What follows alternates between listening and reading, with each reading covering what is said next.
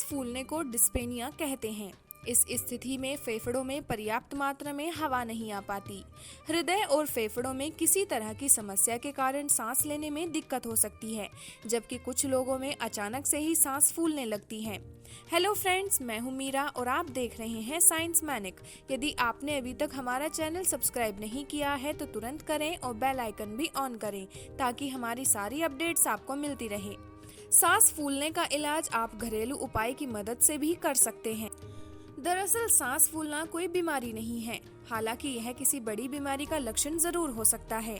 यह फेफड़ों से जुड़ी एक आम बीमारी है जिसमें ब्रोंकाइटिस में सांस की नली में सूजन और एम्फीसेमा में फेफड़ों में मौजूद छोटी हवाओं की थैली नष्ट हो जाने की समस्या उत्पन्न होती है।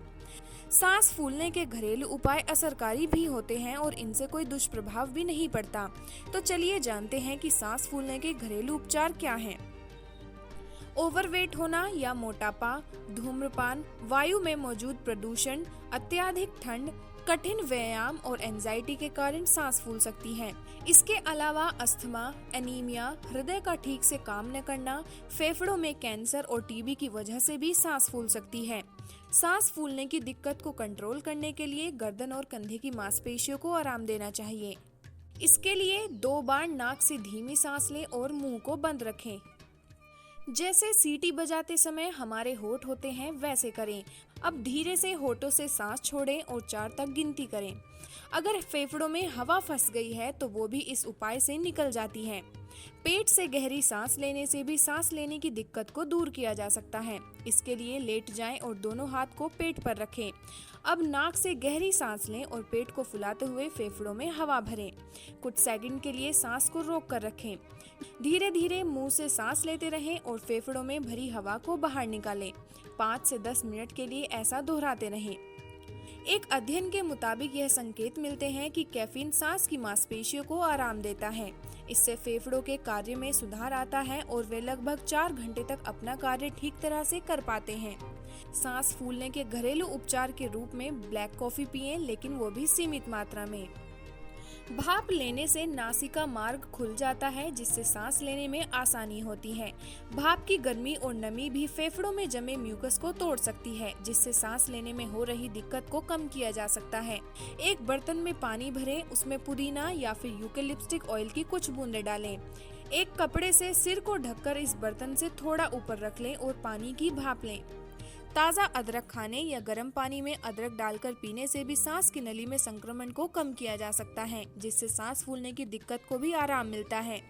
एक स्टडी में सामने आया है कि अदरक सांस की नली में पैदा करने वाले संक्रमण को भी दूर करता है। अगर आप सांस की दिक्कत को कम करना चाहते हैं तो धूम्रपान और तंबाकू के सेवन से बचें। प्रदूषण और वातावरण में मौजूद विषाक्त पदार्थों से भी दूर रहें।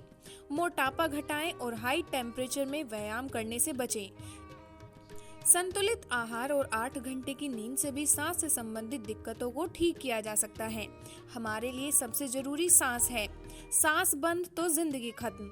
दरअसल हमारे शरीर के सेल्स को काम करने के लिए ऑक्सीजन की जरूरत होती है, जो सांस के जरिए हमें मिलती है। यह ऑक्सीजन शरीर में जाकर कार्बन डाइऑक्साइड में बदल जाती है और इस कार्बन डाइऑक्साइड का थोड़ा भी हिस्सा हमारे शरीर में रहे तो हमारे सेल्स को नुकसान होता है। इसलिए सही मात्रा में ऑक्सीजन लेने और कार्बन डाइऑक्साइड निकालने के लिए सही तरीके से सांस लेना जरूरी है। लोग आमतौर पर अपनी सांस लेने की क्षमता का 15 से 20% तक ही इस्तेमाल करते हैं, जबकि हमें इसका 70 से 75% तक इस्तेमाल जरूर करना चाहिए। हम तेज तेज सांस लेते हैं तो हार्ट को भी ज्यादा काम करना पड़ता है। सांस लेने का सही फॉर्मूला है SSLD, यानी स्मूथ, स्लो, लॉन्ग और डीप, यानी गहरी, लंबी और धीमी सांस लेना। हम लोग 1 मिनट में करीब 15 से 17 बार सांस लेते हैं। जो जीव जितना कम यानी लंबी और गहरी सांस लेता है वह उतना लंबा जीवन जीता है। सही तरीके से सांस लेना दिल और फेफड़ों के लिए काफी अच्छा होता है। इससे ब्लड प्रेशर कम होता है। सही तरीके से सांस लेने से शरीर को बेहतर ऑक्सीजन मिलती है। ऐसा करने से कंसंट्रेशन और मेमोरी भी अच्छी होती है। साथ ही गुस्सा और एंजाइटी भी कम होने लगती है। यहाँ तक कि इससे एंडोफ्रिन हार्मोन्स निकलता है जो तनाव कम करता है। डीप ब्रेथ से हमारे शरीर में डोपामिन हार्मोन निकलता है जो हमारे नर्वस सिस्टम को प्रभावित करता है। यह हार्मोन इंसान को खुश रखने में मदद करता है। इसके अलावा अनुलोम विलोम, प्राणायाम, प्रकृति से नजदीकी भी जरूरी चीजें हैं जो आपके सांस को अच्छा बनाती हैं। तुलसी सांस के रोग में काफी फायदेमंद होती है। तुलसी के पत्तों का रस शहद में डालकर पीने से आराम मिलता है।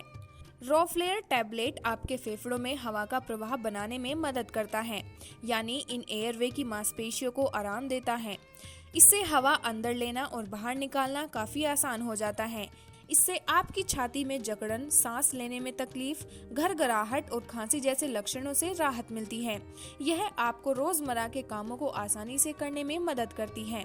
अस्थमा के मरीज को अधिक मीठा, ठंडा पानी और दही के सेवन से बचना चाहिए क्योंकि ये उनकी परेशानियां और बढ़ा सकते हैं। इसके अलावा अस्थमा के मरीज को तले हुए खाद्य पदार्थ भी नहीं खाने चाहिए। साथ ही साथ कार्बोहाइड्रेट्स और वसा वाली चीजों का सेवन भी कम ही करना चाहिए। जिन लोगों की सांस फूलती है उन लोगों को चुकंदर का सेवन करना चाहिए क्योंकि यह शरीर में आयरन की पूर्ति करता है। इसी के साथ इसमें फाइबर, कैल्शियम, पोटेशियम, विटामिन आदि भी होते हैं, इसलिए यह सेहत के लिए भी काफी फायदेमंद होती है। जिन लोगों की सांस फूलती है वे सौंफ का सेवन करें तो भी काफी फायदा होता है। सौंफ में ऐसे गुण पाए जाते हैं जो बलगम को निकालने और सांस फूलने की समस्या में राहत दिलाते हैं। उम्मीद है ये वीडियो आपको पसंद आया होगा। ऐसे ही इंफॉर्मेटिव और दिलचस्प वीडियोस देखने के लिए हमारा चैनल सब्सक्राइब करें।